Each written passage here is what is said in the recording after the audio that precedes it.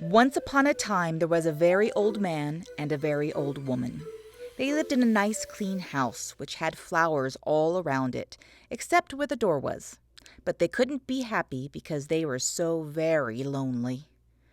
"If only we had a cat," sighed the very old woman. "A cat?" asked the very old man. "Yes, a sweet little fluffy cat," said the very old woman. "I will get you a cat, my dear," said the very old man. And he set out over the hills to look for one. He climbed over the sunny hills, he trudged through the cool valleys, he walked a long, long time, and at last he came to a hill which was quite covered with cats. Cats here, cats there, cats and kittens everywhere, hundreds of cats, thousands of cats, millions and billions and trillions of cats. "Oh," cried the old man joyfully, "now I can choose the prettiest cat and take it home with me." So he chose one. It was white, but just as he was about to leave, he saw another one all black and white, and it seemed just as pretty as the first, so he took this one also. But then he saw a fuzzy gray kitten way over here, which was every bit as pretty as the others, so he took it too. And now he saw one way down in a corner which was too lovely to leave, so he took this too. And just then, over here, the very old man found a kitten which was black and very beautiful. "It would be a shame to leave that one," said the very old man. So he took it. And now, over there, he saw a cat which had brown and yellow stripes like a baby tiger. "I simply must take it," cried the very old man. And he did. So it happened that every time the very old man looked up, he saw another cat which was so pretty he could not bear to leave it, and before he knew it, he had chosen them all. And so he went back over the sunny hills and down through the cool valleys to show all his pretty kittens to the very old woman. It was very funny to see those hundreds and thousands and millions and billions and trillions of cats following him. They came to a pond. "Mew, mew, we are thirsty," cried the hundreds of cats, thousands of cats, millions and billions and trillions of cats. "Well, here is a great deal of water," said the very old man. Each cat took a sip of water, and the pond was gone. "Mew, mew, now we are hungry," said the hundreds of cats, thousands of cats, millions and billions and trillions of cats. "There is much grass on the hills," said the very old man. Each cat ate a mouthful of grass, and not a blade was left. Pretty soon the very old woman saw them coming. "My dear," she cried, "what are you doing? I asked for one little cat, and what do I see? Cats here, cats there, cats and kittens everywhere.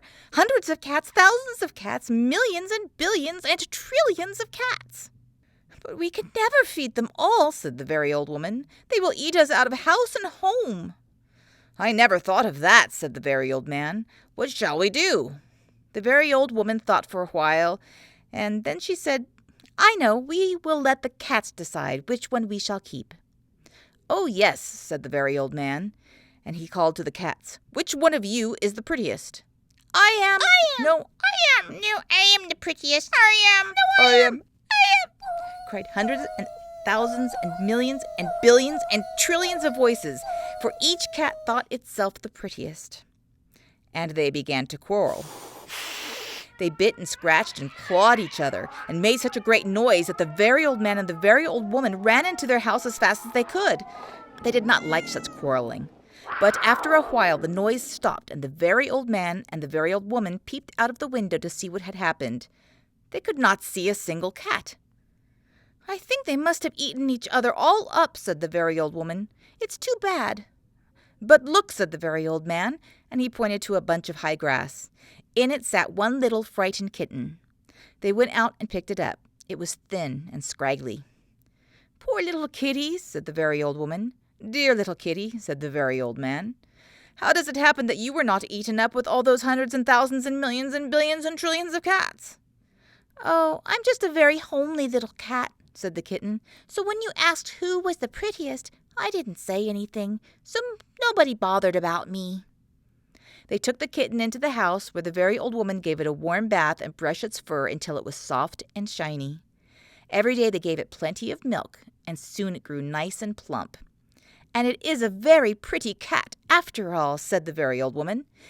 "It is the most beautiful cat in the whole world," said the very old man. I ought to know, for I've seen hundreds of cats, thousands of cats, millions and billions and trillions of cats, and not one was as pretty as this one.